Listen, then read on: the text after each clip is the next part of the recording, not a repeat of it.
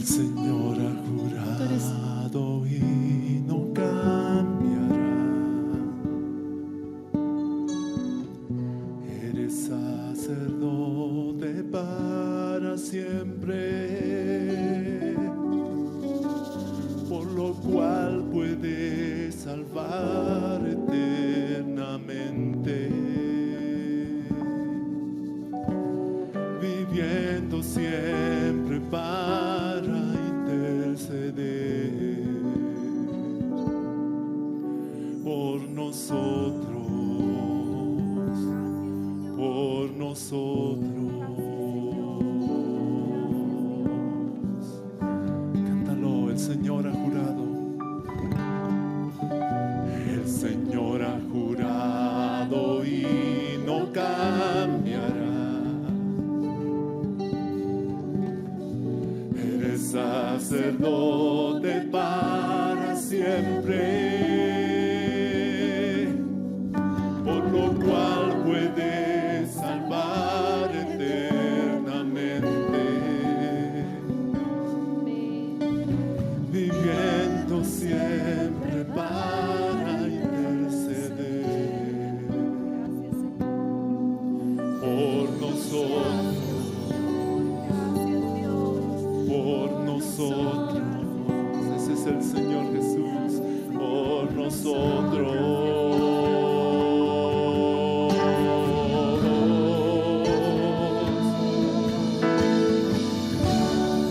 Porque tan sumo sacerdote nos convenía. Ese es Jesús, oh santo, inocente, inmaculado, apartado del pecado y hecho más sublime que los cielos, y hecho más sublime que los cielos. Una vez más, el Señor ha jurado. El Señor ha jurado y no cambiará. Eres sacerdote para siempre, por lo cual puedes salvar eternamente. Ese es nuestro Jesús, viviendo siempre para interceder por nosotros, por nosotros, por nosotros. Porque tal sumo sacerdote, porque tal sumo sacerdote nos convenía.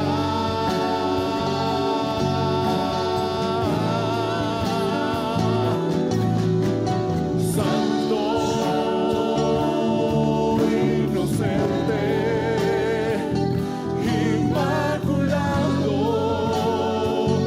apartado del pecado y hecho más sublime, y hecho más sublime que los cielos, y hecho más sublime que los cielos, y hecho más, y hecho más sublime que los cielos, y hecho más sublime que los cielos.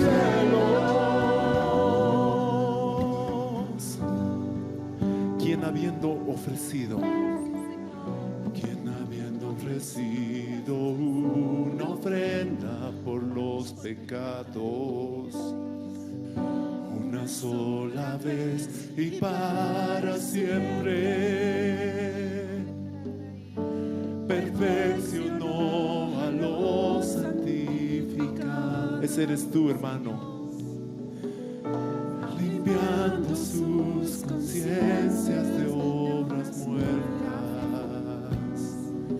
por su sangre que ha derramado en la cruz.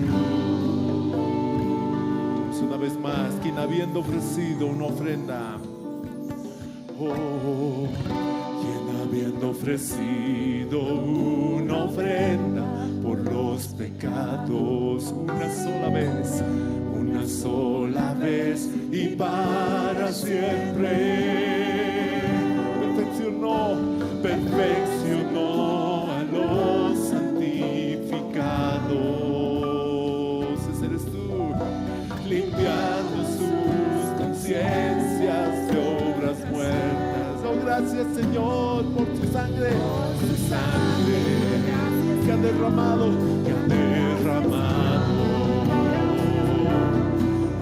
la cruz.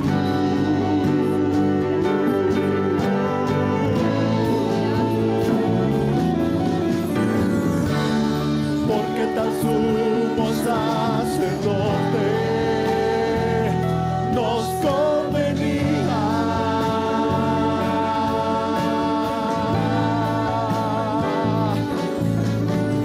Santo, inocente, inmaculado, apartado del pecado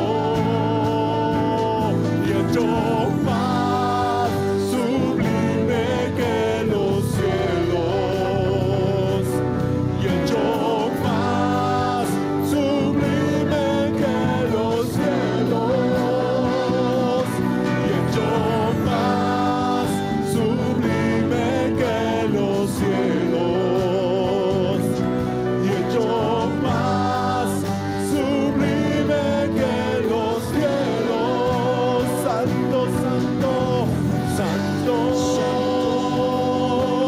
inocente,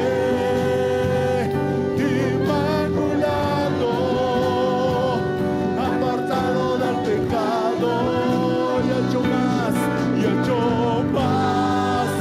sublime que los cielos, y hecho más sublime que los cielos, y hecho más sublime que los cielos, y hecho más sublime que los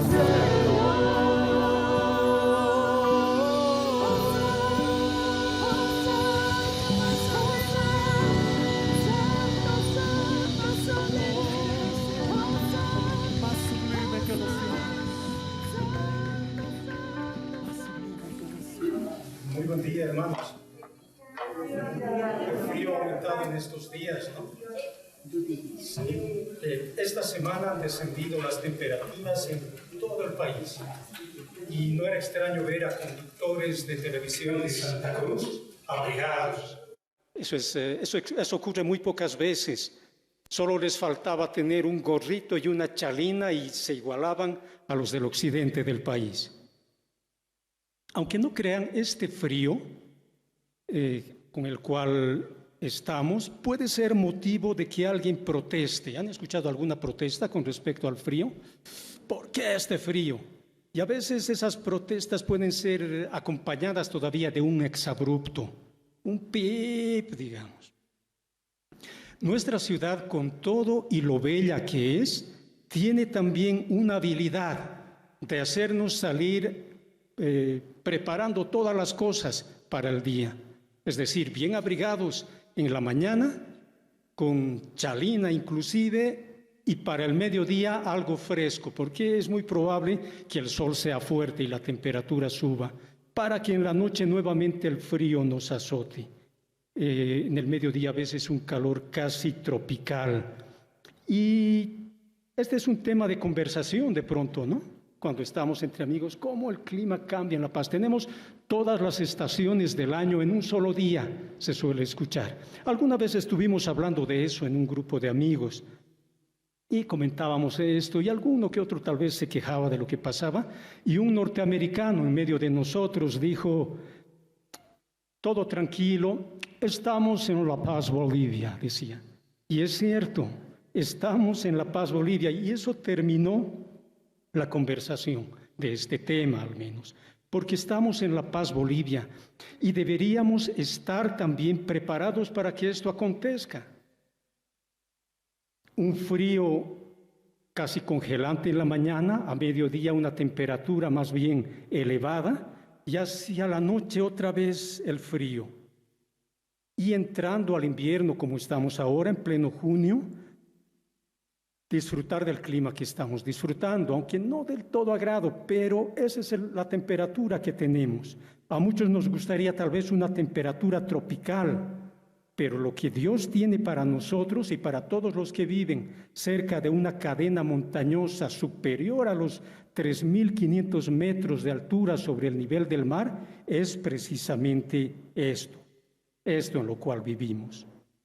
Lo extraño es que nosotros, habituados a esto, porque todos los años y todos los días sucede, algunos todavía nos enojemos y otros lleguen incluso a maldecir, algo a lo cual deberíamos estar acostumbrados, porque estas son las condiciones que Dios tiene para nosotros, que vivimos en esta latitud, en esta longitud y en esta altitud.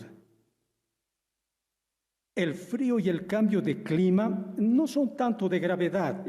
Tal vez las dificultades que tenemos a lo largo de la vida son todavía más complicadas. Pensemos en algo que no es extraño en nuestra ciudad: deslizamientos o riadas en las zonas, en los departamentos bajos. Enfermedades, en algún caso serias, llevan a poner a prueba nuestra fe.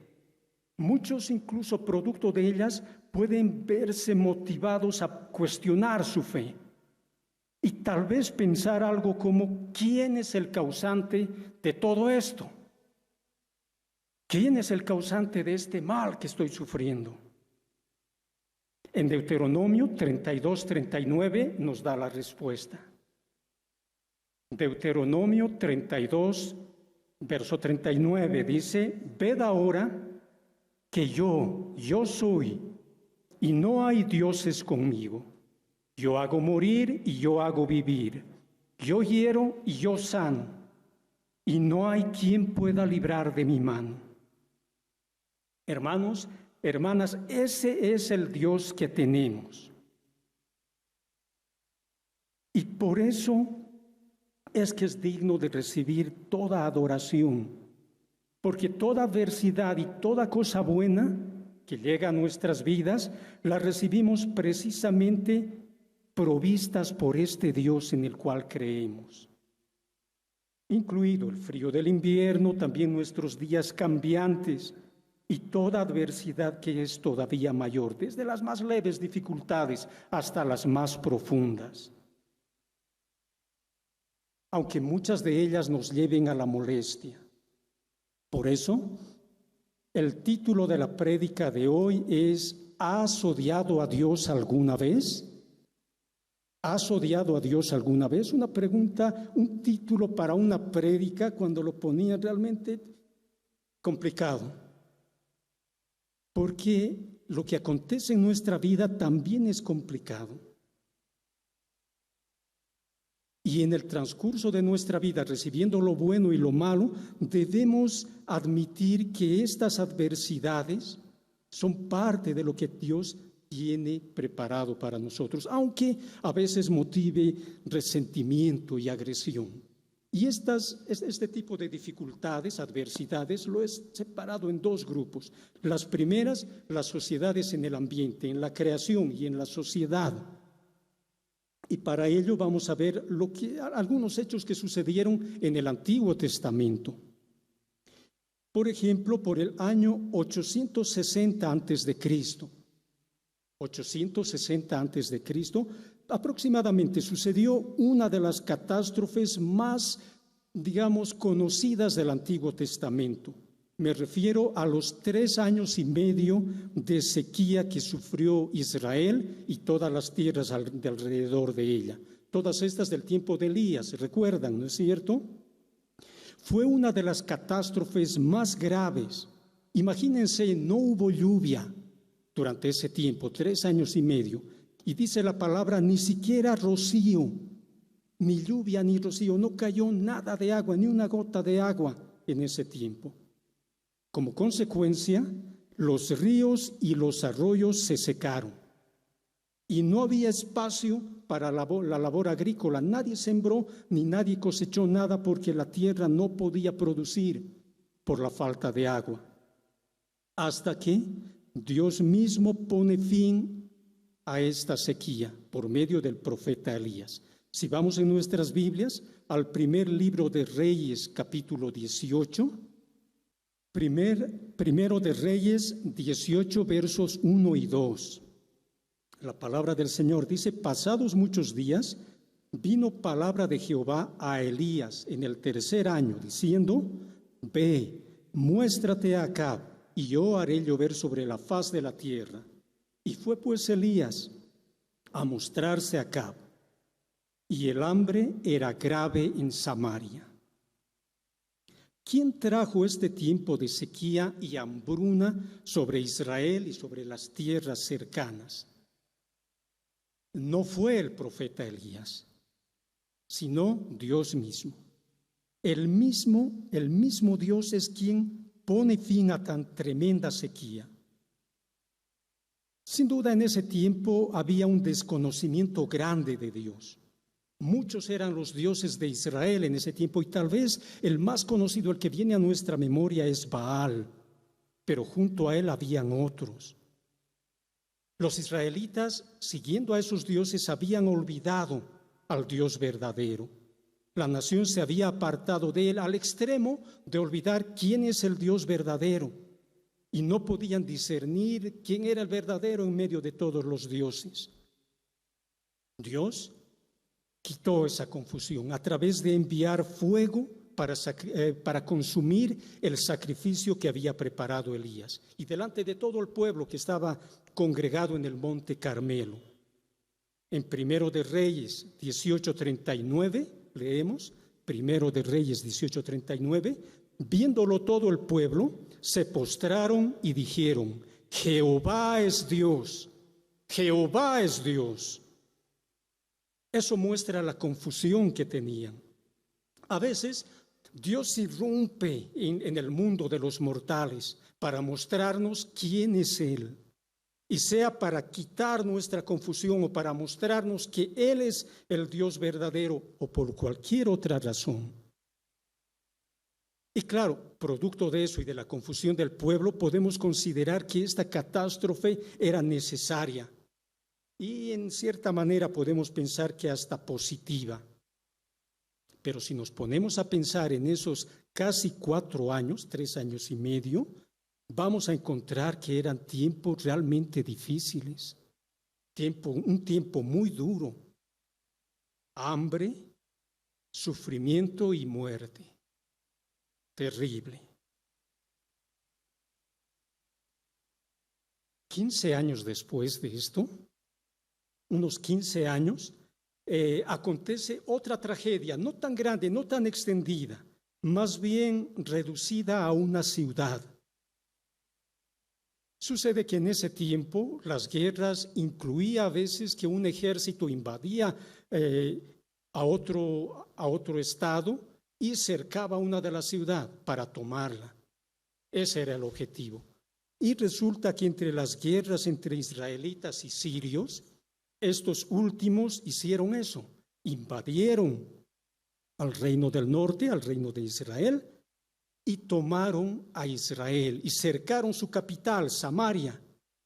La Escritura no nos cuenta cuánto tiempo duró este cerco, pero debió ser un tiempo prolongado. ¿Saben por qué? Porque en la ciudad nos cuenta que no había qué comer. Y lo que había para vender tenía precios impagables. Segundo de Reyes, capítulo 6, verso 25. Segundo libro de los Reyes, capítulo 6, verso 25, dice, y hubo gran hambre en Samaria, a consecuencia de aquel sitio, tanto que la cabeza de un asno se vendía por 80 piezas de plata y la cuarta parte de un cab de estiércol de palomas por 5 piezas de plata. Eso nos puede dar una idea de la hambruna que había. ¿Cuánto es un cab? He tratado de buscar una equivalencia y más o menos una taza de esas medidas para hacer tortas, una de esas tazas, un poco más de esas tazas, llegaba a costar una pieza de plata, una taza, ¿no?, de estiércol de palomas. Esta hambruna y la imposibilidad de comprar lo que se vendía, porque aunque vendían esto, no toda la gente tenía el dinero para comprarlo, llevó a efectivizarse aquello que Moisés había profetizado que sucedería por la impiedad del pueblo. En Levítico 26, 29, había escrito Moisés, Levítico 26, 29, y comeréis la carne de vuestros hijos y comeréis la carne de vuestras hijas. Imagínense ese tipo de carestía que les lleva a ese extremo. Y esto se ha efectivizado en este cerco a Samaria. Eso es lo que nos dicen las Escrituras. Verdaderamente cocieron a sus hijos y se los comieron. Sucede que no podían salir porque estaban asediados. Si salían de la ciudad, corrían el riesgo de ser muertos por los sirios, o de lo contrario, ser tomados como esclavos. Lo interesante en este relato, interesante es que el profeta Eliseo estaba en el interior de la ciudad, en el interior de Samaria. Otra vez Dios, con este relato, sometiendo a los israelitas al hambre y la muerte, hasta que Dios envía la liberación por medio de un estruendo. Es decir, en el campamento de los sirios escucharon estruendo de carros de asedio, caballos y de un ejército, de manera que desesperados dejaron todo, tomaron lo que podían y mientras escapaban iban botando las cosas por el camino. Israel fue librado. Al día siguiente, cuando las puertas de Samaria se habían abierto, imagínense, 32 tazas de harina de trigo llegaban a costar una pieza de plata.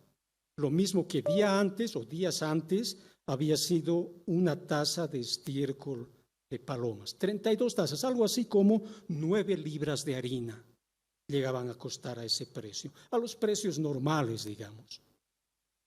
En esta narración podemos ver el fin, o sea, Dios poniendo el fin a aquello que Él había dicho que sucedería por la impiedad de su pueblo y además aquello que Él mismo había traído sobre Israel.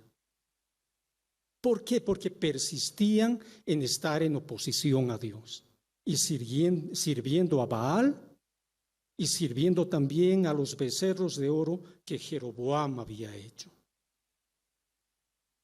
Muchas veces cuando oímos catástrofes de este tipo, que sucedieron en ese tiempo o suceden en nuestros días, tratamos de excusar a Dios y decir que no puede ser Dios el causante porque Dios es un Dios bueno y que no haría tales cosas.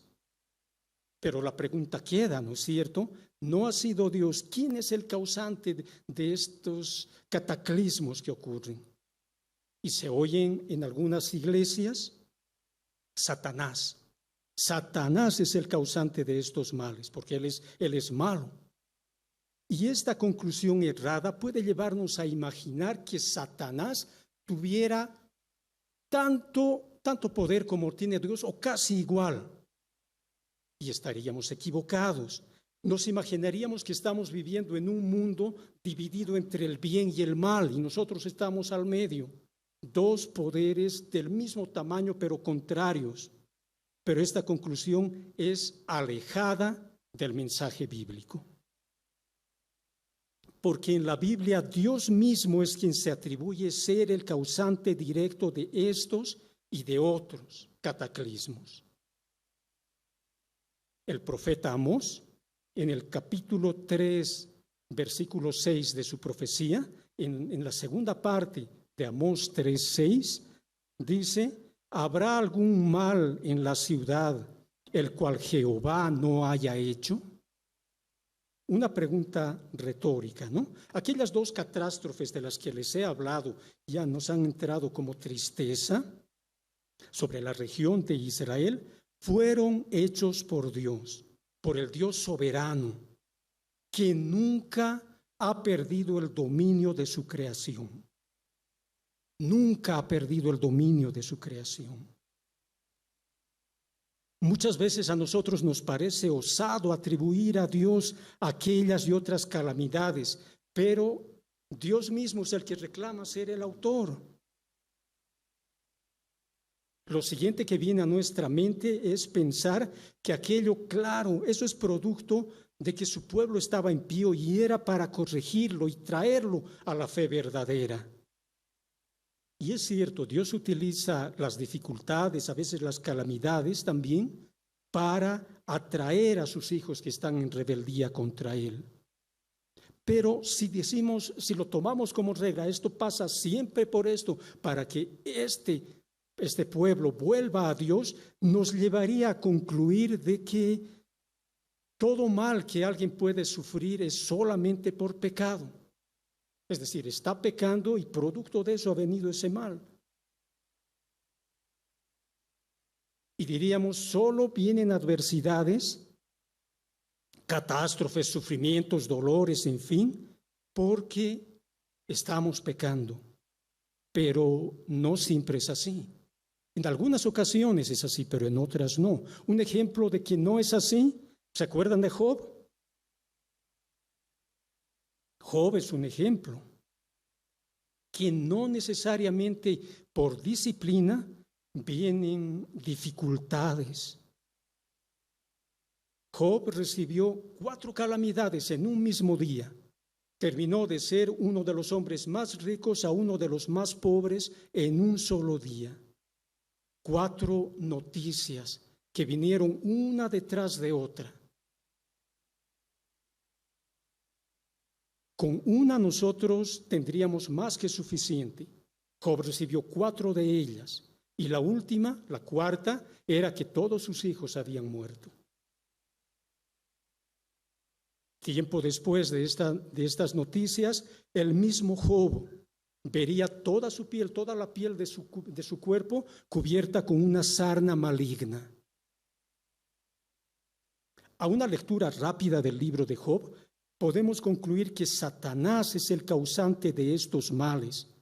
Pero si prestamos atención en las palabras de Job, entenderíamos algo diferente.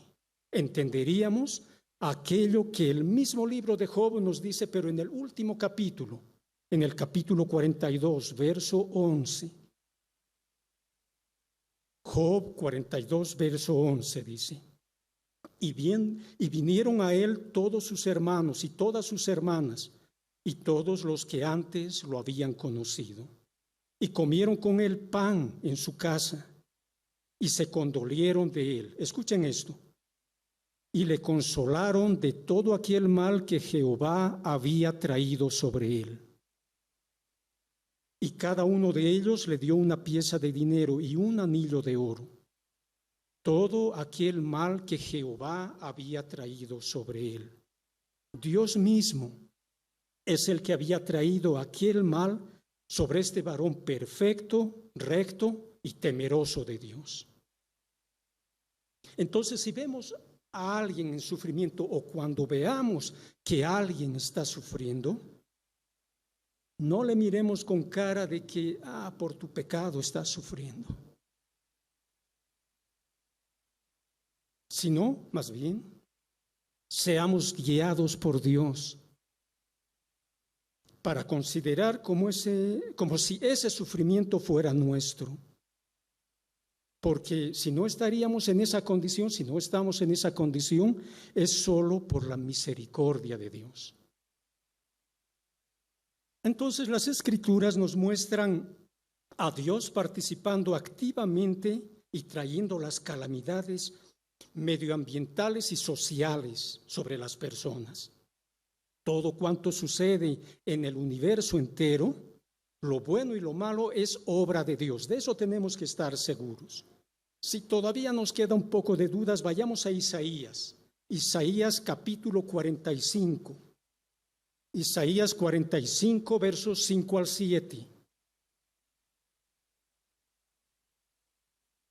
Allí Dios nos dice: yo soy Jehová y ninguno más hay, no hay Dios fuera de mí. Yo te ceñiré aunque tú no me conociste, para que se sepa desde el nacimiento del sol y hasta donde se pone, que no hay más que yo.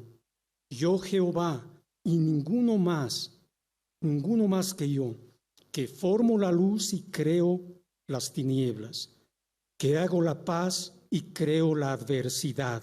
Yo Jehová soy el que hago todo esto. Entonces, cuando renegamos de la lluvia, que de pronto cae improviso, cuando salimos de nuestra casa en pleno sol y volvemos empapados, o cuando el frío nos congela, y tantas otras eventualidades, enfermedades que sufrimos y por las cuales quizá nos sentimos renegando y hasta alguno maldice, no lo estamos haciendo solo contra aquello que ha acontecido sobre nosotros, sino contra el mismísimo Dios, que envía sobre nuestras vidas luz y oscuridad, tiempos de paz y circunstancias de adversidad. Este es el Dios que tenemos. Este es el Dios verdadero. Estamos ingresando a la quinta ola del COVID en nuestro país. Y ya son más de 2 años en los cuales la pandemia nos tiene restringidos con barbijo, utilizando barbijo. Y nada de esto ha superado las expectativas de Dios. Eso tenemos que estar seguros. En muchas iglesias tratan de buscar la razón de todo esto y excluyen a Dios de las posibles personas que trae esto sobre nosotros. Y eso es algo equivocado. Dios nos tiene en el justo lugar que Él ha planificado. Y además solo Él sabe el tiempo que permanecerá todo esto entre nosotros. Y tendremos que, mientras tanto, usar barbijos y estar en medio de las restricciones. Y Él sabe, además, todo lo que vendrá sobre el género humano. Conoce el tiempo de la llegada de cada uno. Y lo mismo podemos decir de los cataclismos ambientales que oímos en la época de lluvias. No es extraño oír de huracanes, digamos, hacia el norte, ¿no es cierto? Los países del Caribe y en torno a ellos, riadas por aquí, crecidas de ríos y todo tipo de desastres que acontecen. Y si nos preguntamos por qué es, allí está también la voluntad soberana de Dios. Es por eso que Dios puede decirnos, como leímos en Deuteronomio 32, 39, ved ahora que yo soy, y no hay dioses conmigo. Yo hago morir y yo hago vivir. Yo hiero y yo sano, y no hay quien pueda librar de mi mano.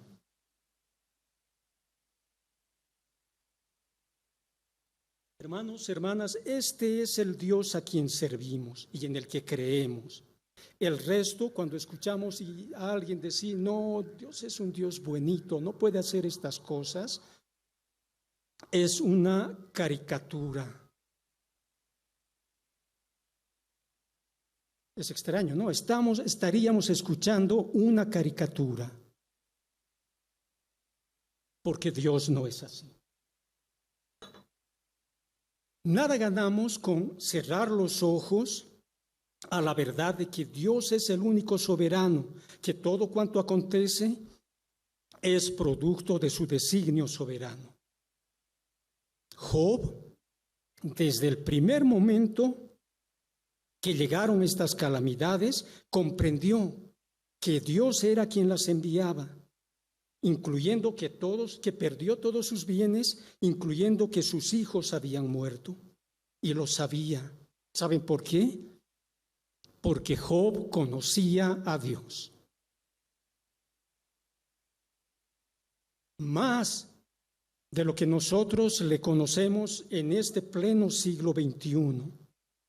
Y en realidad vivimos como 3,000 o 4,000 años después de él, y él lo conocía. Entonces no aborrezcamos las adversidades que Dios envía, sino más bien lo que nos queda es agradecer a Dios. Y cuando son muy graves, acogernos a su misericordia. Porque en Lamentaciones, en el libro de Lamentaciones nos dice: las misericordias de Dios son nuevas cada mañana. Imagínense, amanece y junto con el amanecer viene una misericordia de Dios para nuestra vida.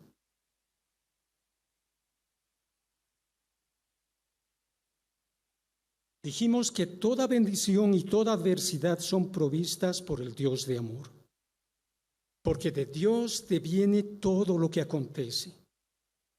Y esto no solamente con relación a las adversidades de la sociedad y del mundo, sino también a las adversidades en el trato con las personas.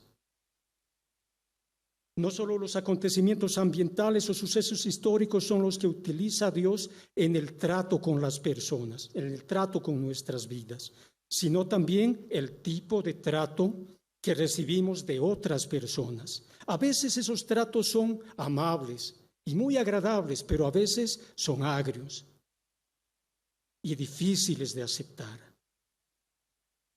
Cuando el rey Saúl fue desechado por Dios y David fue ungido como futuro rey, aún sin saberlo Saúl, y un poco celoso por la popularidad que había ganado David, le proveyó un trato duro. Estaba incluso celoso por su popularidad y en repetidas ocasiones procuró matarlo. No solamente mandar a matarlo, sino con su lanza enclavarlo en la pared. Y David se mantuvo vivo porque evadió aquello. Y no fue una ocasión, fueron al menos 2 ocasiones. Y David tuvo que huir y vivir en lugares desiertos, estar en permanente movimiento y en escondrijos para que Saúl no lo pueda encontrar. En 2 ocasiones, Dios puso a Saúl en una condición de vulnerabilidad tal que David podía vengarse de él y terminar con aquellas permanentes huidas e inseguridad. Pero prefirió no hacer justicia por mano propia y esperar que su libertad venga de Dios.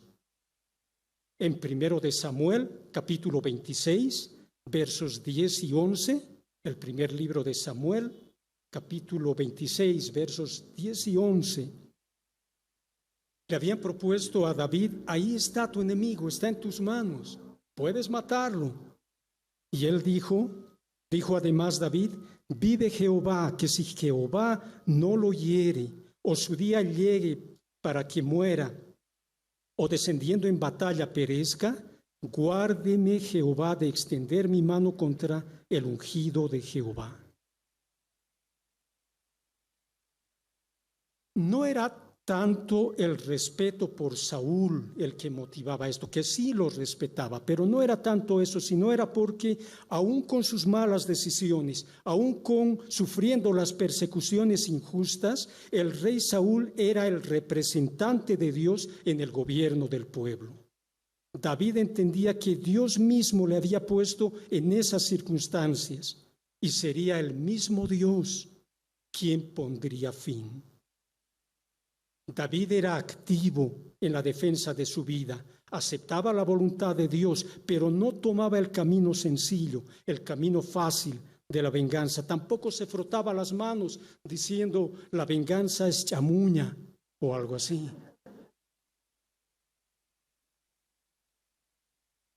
Cuando estamos en dificultad y necesitamos ser liberados, sea del peligro, sea del dolor o sea de la enfermedad, deseamos y esperamos que esa libertad ocurra inmediatamente y muchas veces lleva tiempo.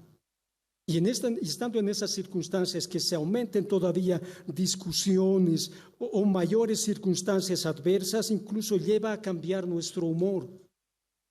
Y sufriendo nosotros esto, resulta que damos un mal trato a los demás. Y los que sufren normalmente son los más allegados, los de la familia. Nuestras frustraciones las descargamos a ellos. Como si un amigo viniese y nosotros le respondemos con algo fuerte y él diría, ¿qué pasó? Solo le he preguntado qué hora es.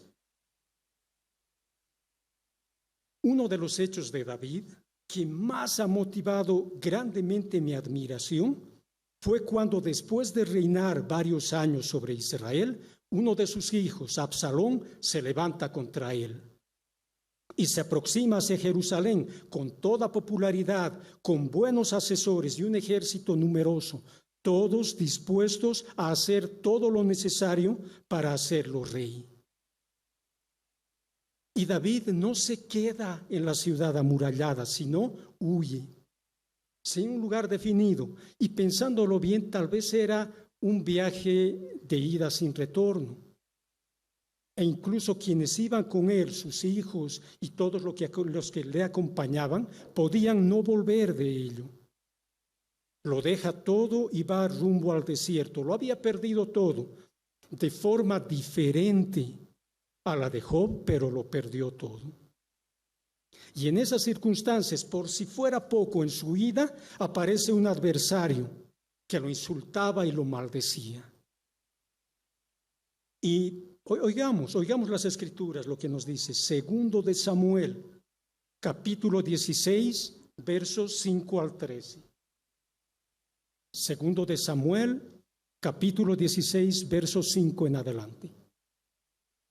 Segundo de Samuel 16, 5. Y vino el rey David hasta Bahurim.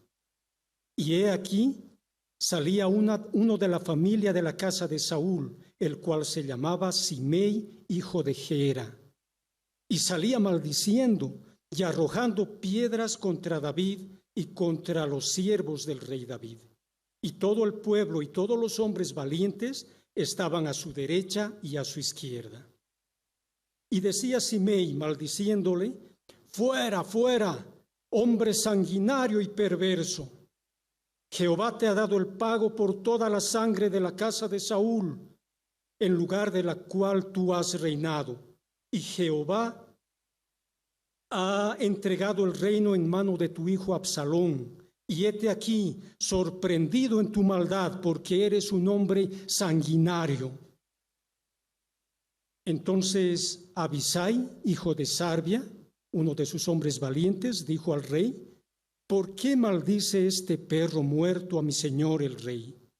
Te ruego que me dejes pasar y le quitaré la cabeza.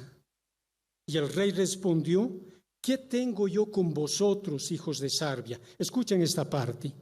Si él así maldice, es porque Jehová le ha dicho que maldiga a David. ¿Quién pues le dirá por qué lo haces así? Y dijo David a Abisai y a todos sus siervos: he aquí mi hijo, que salió de mis entrañas, acecha mi vida. Cuanto más un hijo de Benjamín, dejadle que maldiga, pues Jehová se lo ha dicho. Quizá mirará Jehová mi aflicción, y me hará Jehová bien por sus maldiciones de hoy. Y mientras David y los suyos iban por el camino, Simei iba por el lado del monte delante de él, andando y maldiciendo, y arrojando piedras delante de él y esparciendo polvo.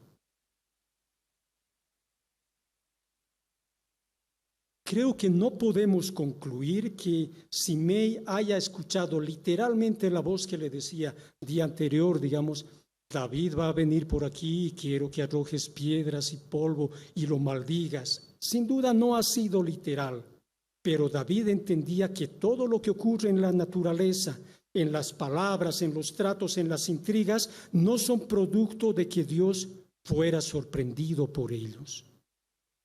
No, David sabía que nada es accidental, sino que todo es provisión de Dios para nuestra vida. Desde las mayores y mejores bendiciones hasta las peores calamidades.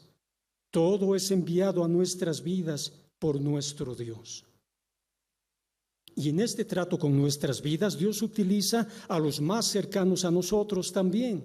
A veces los familiares, compañeros de trabajo y también los hermanos de la iglesia. Por eso Proverbios nos dice, hierro con hierro se aguza, y así el hombre aguza el rostro de su amigo. Entonces no es extraño que justo el hermanito o la hermanita sean quienes ponen a prueba nuestra santidad. Ahora, tomando en cuenta el otro lado, no pretendamos que como nosotros somos usados por Dios en el trato con nuestros hermanos, nos propongamos todavía hacerlos más difícil para ellos, como diciendo, voy a ayudar a Dios con el trato con este hermanito. Y nos pongamos a hacerle la vida difícil. Eso estaría muy mal. Jeremías 48:10 dice, maldito el que hiciere indolentemente la obra de Jehová. No hagamos entonces más difícil la vida a nadie, sino más bien todo lo contrario. Cuando hablamos del trato de Dios por medio de quienes son más cercanos a nosotros, no podemos dejar de hablar de José. ¿Se acuerdan de él, no es cierto? José, el hijo de Jacob.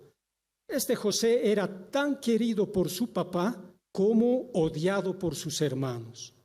Y lo odiaban a tal extremo que se pusieron de acuerdo para matarlo.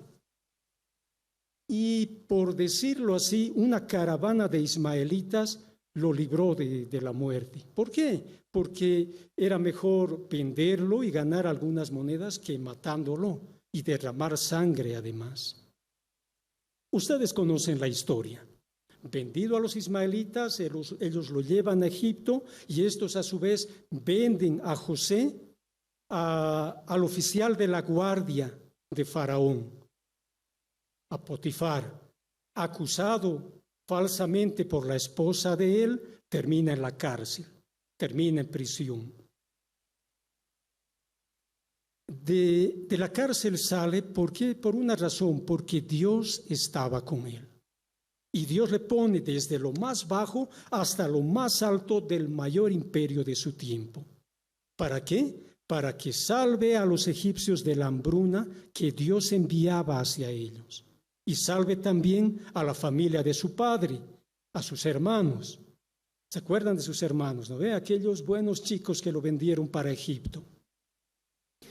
Y como siempre, llega el tiempo de vengarse. José podía vengarse de ellos, tenía todo lo necesario, todo y más de lo necesario. No en una ocasión, sino durante varios años. Tras la muerte de su padre, al parecer sus hermanos inventan una historia para decirle. Leamos Génesis capítulo 50, versos 16 al 21. Estamos dando un paseo por toda la Biblia casi. Génesis, capítulo 50, el último libro de Génesis, el último capítulo de Génesis. Capítulo 50, verso 16. Y enviaron a decir a José, sus hermanos, ¿no? Tu padre mandó antes de su muerte, diciendo, así diréis a José, te ruego que perdones ahora la maldad de tus hermanos y su pecado, porque mal te trataron. Por tanto, ahora te rogamos que perdones la maldad de los siervos del Dios de tu padre. Y José lloró mientras hablaban. Vinieron también sus hermanos y se postraron delante de él y dijeron, henos aquí, siervos tuyos. Y les respondió José, pongan atención, no temáis, ¿acaso estoy yo delante de Dios? ¿Acaso estoy yo en lugar de Dios? Vosotros pensasteis mal contra mí, mas Dios lo encaminó a bien, para hacer lo que vemos ahora, para mantener en vida a mucho pueblo. Ahora pues no tengáis miedo, yo os sustentaré a vosotros y a vuestros hijos. Así los consoló y les habló al corazón. El ver a Dios como quien dirige sobre las acciones y determinaciones humanas es verlo a Él como el Dios soberano y reconocer que es Él quien domina sobre las personas. Y el aceptar esto nos libra de albergar resentimiento, nos libra del dolor y también nos libra de los deseos de venganza. Aunque nunca los ejecutemos, pero siempre estarían dentro de nosotros.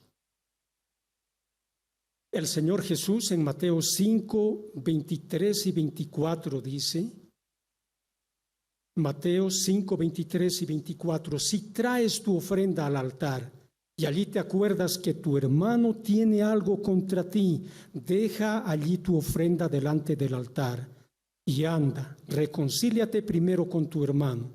Y entonces ven y presenta tu ofrenda. Tomando en cuenta estas palabras y aplicándolo un poco a lo que venimos diciendo, imagina que odias a alguien que es de la iglesia, o a un familiar, o a alguien que incluso es fuera de la iglesia, no importa.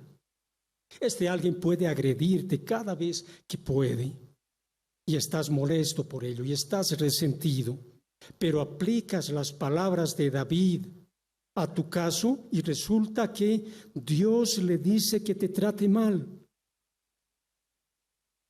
Entonces, en el fondo, tu resentimiento va a estar reflejado a aquel que te trata mal y a todos los que tienen que ver con ello.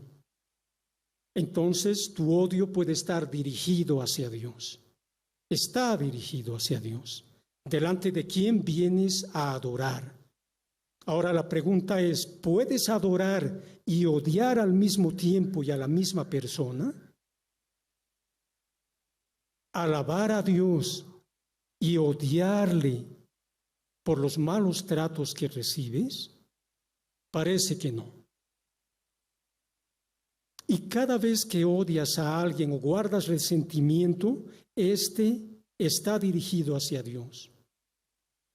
No puedes alabar y odiar simultáneamente a Dios. Entonces tienes que elegir entre dos cosas. O dejas de adorar a Dios o dejas de odiar al que odias. Creo que la respuesta debería ser obvia. Y mientras dejas el odio, esto te lleva a adorar más y más a Dios. ¿Por qué? Porque te libra incluso del dolor interno que tienes. Hermano o hermana, el perdonar no es una opción que puedas decir, bueno, ahora no siento perdonar, tal vez mañana. No, no es así. El perdonar tiene que ser parte de tu vida y parte de mi vida. Un perdón verdadero, permanente, pues tú y yo hemos sido perdonados. Y ese perdón recibido nos capacita para perdonar, no solo nos obliga, nos hace ministros de Dios competentes y aptos para perdonar, plenamente capacitados. Entonces, hermano, ejercita ese tu don, que a veces está escondido, y perdona como un acto de dar la gloria a Dios. Perdonar todas las agresiones como una forma de glorificar a Dios. En esta mañana vimos que en el transcurso de nuestra vida Dios nos somete a dificultades, algunas sencillas, aunque cuando llegan a ese momento nos parecen duras e insalvables, pero otras son realmente duras y difíciles. Las dificultades vienen de pronto a unos más y a otros menos, pero a todos. Y junto con estas dificultades, también recibimos la gracia de Dios que nos ayuda a avanzar y a seguir. En algún caso, estas dificultades pueden venir de la creación. Literalmente, la tierra puede temblar a nuestro alrededor y causarnos dolor, inseguridad y, a más de eso, odio y resentimiento. Resentimiento contra la lluvia, contra el sol excesivo, contra la mazamorra que entró a nuestra casa y se llevó todo cuanto teníamos. O a la pandemia, en la cual continuamos, la cual ha terminado con la vida de muchos conocidos, familiares y amigos también. O quizá el odio y el resentimiento es más bien contra un familiar que te dañó, o alguien de la iglesia, del que decimos muchas veces, este parece más primo que hermano, o alguien que no es creyente, y si fuera por ti, que nunca lo sea. Hermanos, pero Dios no es así. El Señor Jesús no guardó rencor, no guarda rencor y está presto para bendecir, perdonar y amar.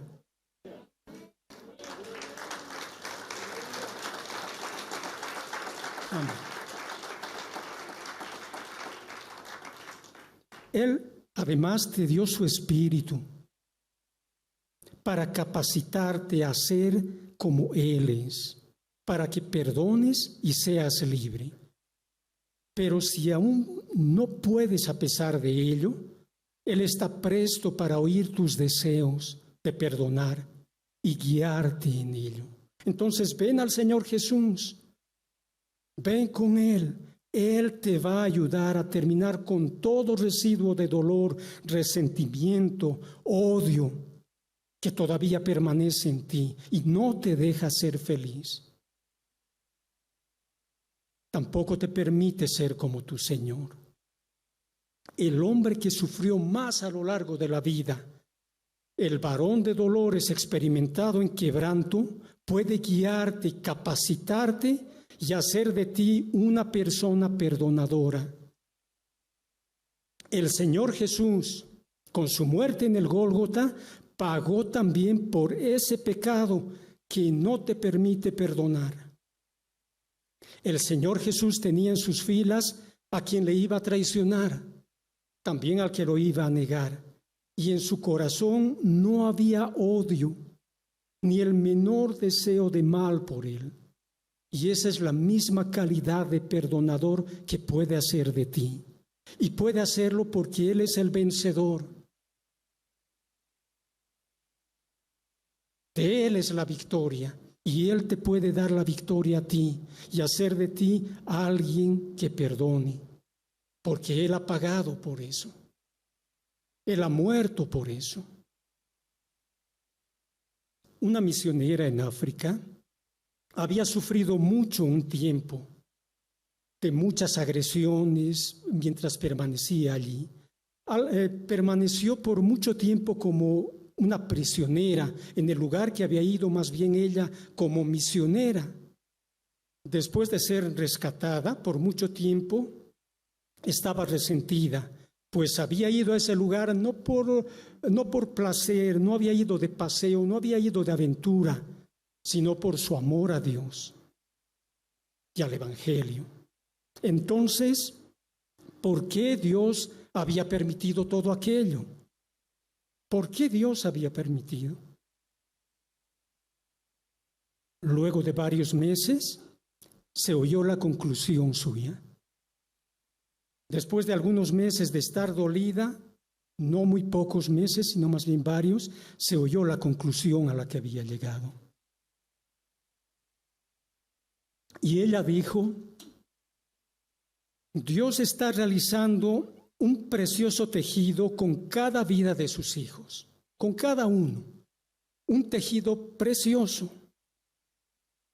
que además exalta su gloria y nos muestra como la obra de su amor. Esto en cada uno de los creyentes. El único problema, decía ella, el único problema es que nosotros tenemos el tejido a contracara y vemos hilos que entran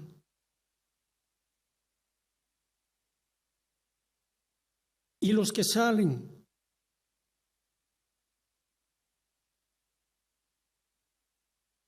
Mezclados con el amor de Dios. Y los de dolor que cruzan. no entendemos.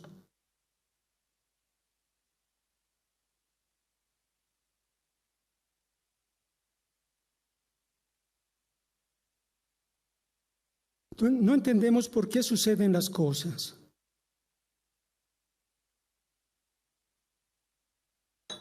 Pérdidas, dolores, agresiones o catástrofes. Y no lo vamos a comprender sino hasta cuando veamos la cara. Cuando veas la verdadera cara del tejido,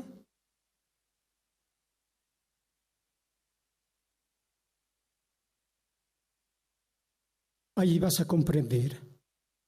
Ahí vas a decir, con razón. Y además, ese día vas a comprender cuánto tu vida ha glorificado a Dios con tu perdón. Con tu vida general, cuánto has glorificado a Dios, pero también con tu perdón. Entonces, hermano, hermana, no albergues más resentimientos, no albergues más odio. ¿Por qué? Porque en el fondo todos ellos están dirigidos hacia Dios. Entonces no tiene sentido, más bien acércate a Él. Y en medio de la dificultad, humíllate delante de Él. Él ha ganado toda victoria para que a pesar de las dificultades, su paz esté contigo. Su paz esté con nosotros. Oremos, pongámonos de pie.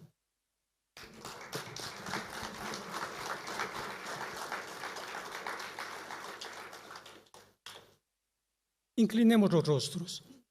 Bendito Señor nuestro Dios, nos acercamos a ti en este día, Padre, porque las dificultades a veces son muy fuertes y tú sabes el momento que estamos pasando.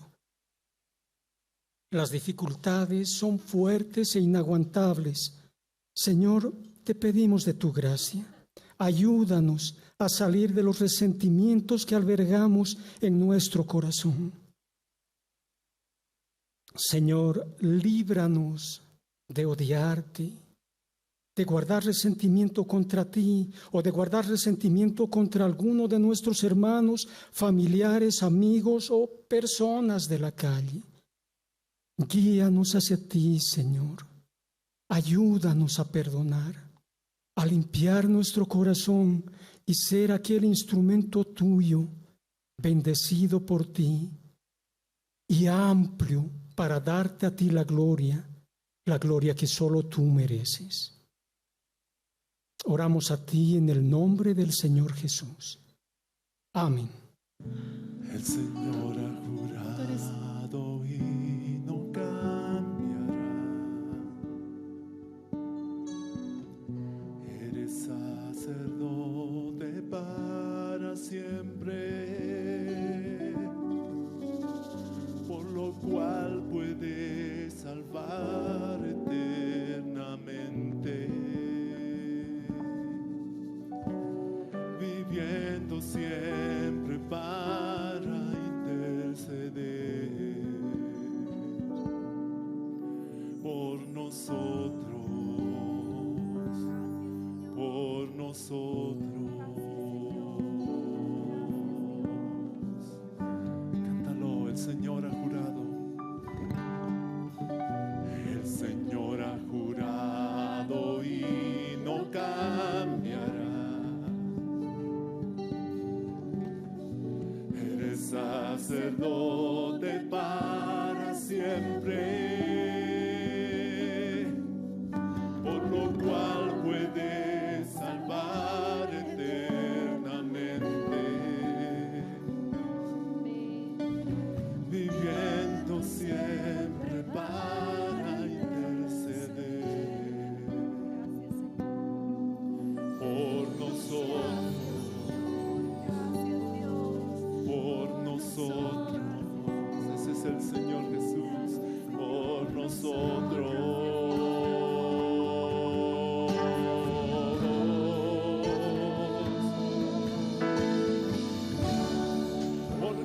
sumo sacerdote nos convenía. Ese es Jesús, oh santo, inocente, inmaculado, apartado del pecado y hecho más sublime que los cielos, y hecho más sublime que los cielos. Una vez más el Señor ha jurado, el Señor ha jurado y no cambiará. Eres sacerdote para siempre, por lo cual puedes salvar eternamente. Ese es nuestro Jesús, viviendo siempre para interceder por nosotros, por nosotros, por nosotros. Porque tal sumo sacerdote, porque tal sumo sacerdote nos convenía.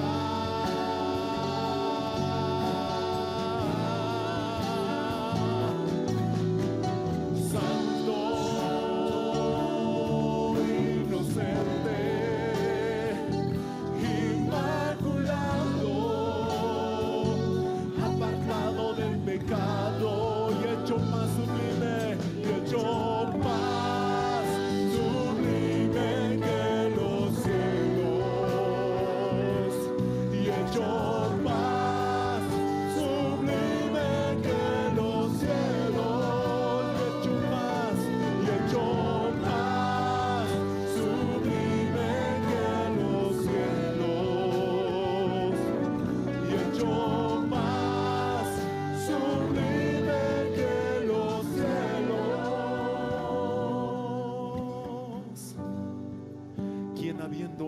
cielos.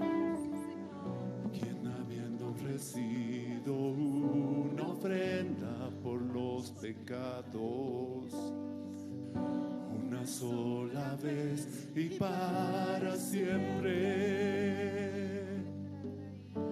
perfeccionó a los santificados. Ese eres tú, hermano,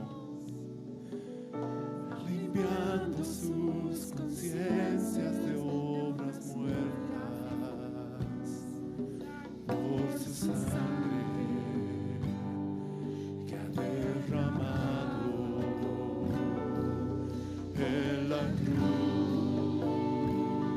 Una vez más, quien habiendo ofrecido una ofrenda, oh, quien habiendo ofrecido una ofrenda por los pecados, una sola vez y para siempre,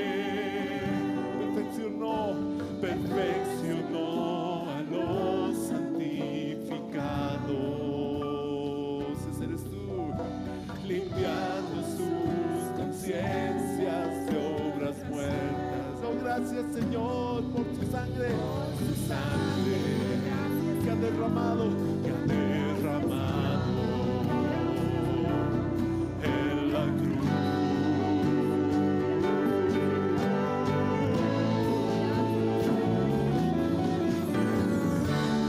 Porque tal sumo sacerdote nos convenía.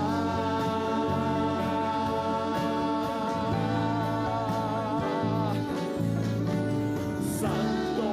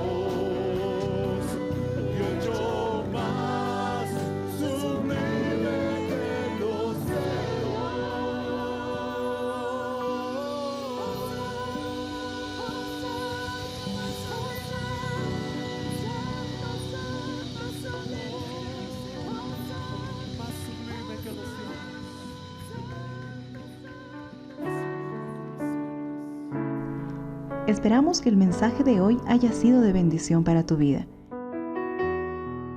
Si necesitas consejería o apoyo en oración, por favor no dudes en contactarte. Escríbenos a los siguientes números de WhatsApp. En la Ciudad del Alto, al número 719-05-791. 719-05-791. En la zona central, al número 732-11-354. 732-11-354. En la zona sur, al número 75 25 70 56. 75 25 70 56. Que Dios te bendiga.